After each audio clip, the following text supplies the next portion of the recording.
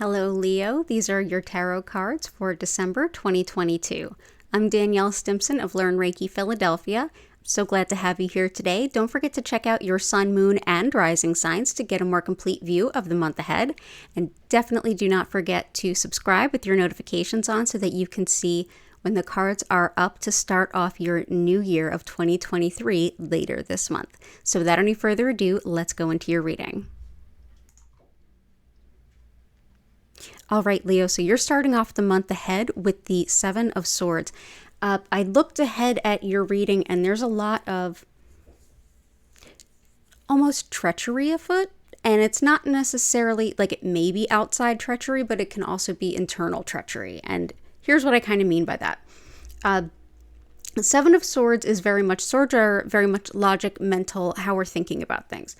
And the seven is the challenge. It's like are we not leaving something on the table? Is somebody sneaking off with something? Something feels unfinished in the worst way. And that's sort of the theme. So it's going to be this month is going to be about looking through the fine details, crossing those T's, dotting those I's, and really having as keen a view as you can without giving into paranoia. So that's the overarching view of this month. So the details on that, here's where we're starting the month off.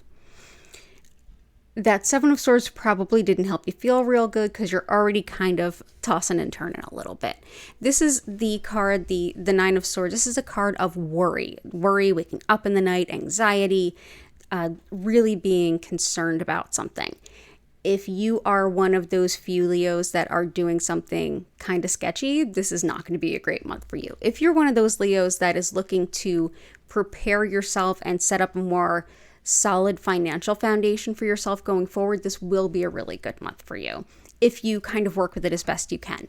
You're right now very much worried, overly anxious, and that's getting in the way of your ability to make really clear decisions. There's definitely some advice in here as to how to do that, but just know that fears, there might be some things that you need to really take a good solid look at, but simply being motivated and sort of blown up by fear isn't going to help you either. You may be worrying more than is warranted. The card that shows the challenge is why I say this is more financial. This is the King of Coins or King of Pentacles. This is all about money management, and not just literal money, but also resources. So this is like your car, your house, like your big things that you need to survive. When we talk about the King of Coins and the challenge, this is basically saying like you feel challenged in the management of those resources, either like holding onto it too much or like not paying enough attention to where it may be going. So the challenge is, rather than being afraid and fearful of these things, is standing in a place of ownership and control and power and saying, these are my resources, this is where they're coming from, this is where they're going, and this is how it's all going to balance out at the end of the month. So it's starting to take that ownership and that managerial role of the finances in a sense. And that's going to be challenging, but you can do it. The sort of the best course of action, like what's the best way to handle this? We get the Four of Coins, and the Four of Coins, this can be a little paradoxical as to how it shows up in your reading today. It wasn't, as I tuned in on it, it's not quite upright and it's not quite upside down. The Four of Coins can be a card of holding firm to your resources and not letting them go, like hoarding in the worst way, or resourcing and creating abundance for the future in the best way. The magic of this card would be, on one hand, we don't want to simply hold on to money and then not grow it or take any chances with it and just leave it still. That would almost be resource hoarding, but not in a good way. And then on the other side of that, when and where and how do we spend it? Not so much spending, but more how do we invest it? So best course of action is to be essentially very discriminating over where you put your resources and what risks you may take with them. Definitely holding on to the things that are most important, making sure you have enough to logically put the things where they need to be to make the balance sheets work, and then deciding with the rest of that money, how can it best serve you in the long run, and deciding how to best deal with all of those assets. So best way to deal with it is move slowly, not out of fear, but moving slowly. Measured, thinking, thoughtfulness. Be a little miserly, but not too much. The card that comes in is a whisper from your guide. So like your guides are saying, look out for this, or the best thing you can do is that. This is that card. And this is definitely the antidote for those cards that we saw at the beginning, when we saw the Seven of Swords, when we saw the Nine of Swords, the keeping awake at night, worry.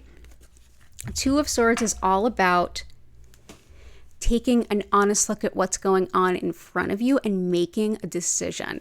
This is a woman here she's got the ability to cut the ties that bind.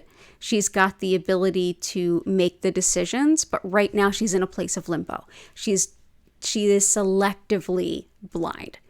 Basically, the idea is not that someone has blindfolded her and now she can't see. It's that she could easily put down the sword, or even with the sword, like lift that blindfold up and see, but she doesn't want to.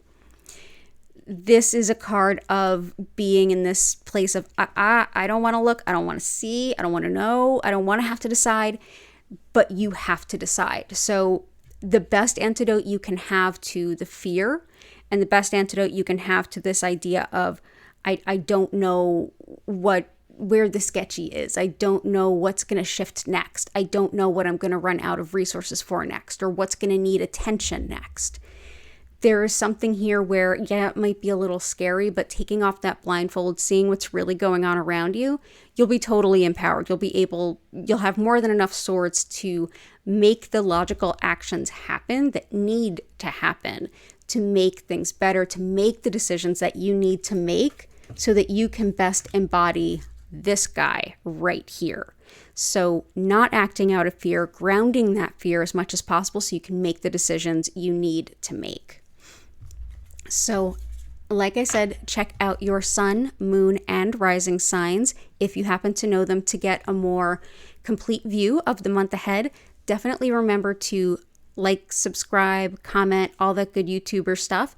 And if you would like to follow me on TikTok, check me out at Learn Reiki on YouTube. I'm at Learn Reiki Philadelphia. And if you'd like to learn more or schedule a one-on-one reading with me or learn more about my online Reiki classes, check out LearnReikiPhiladelphia.com. Thank you for being here. I wish you all the best in taking off that blindfold this month, making the best decisions for you, and setting yourself up for the most beautiful 2023 that you possibly can. You got this, Leo. I will see you next month. Take care.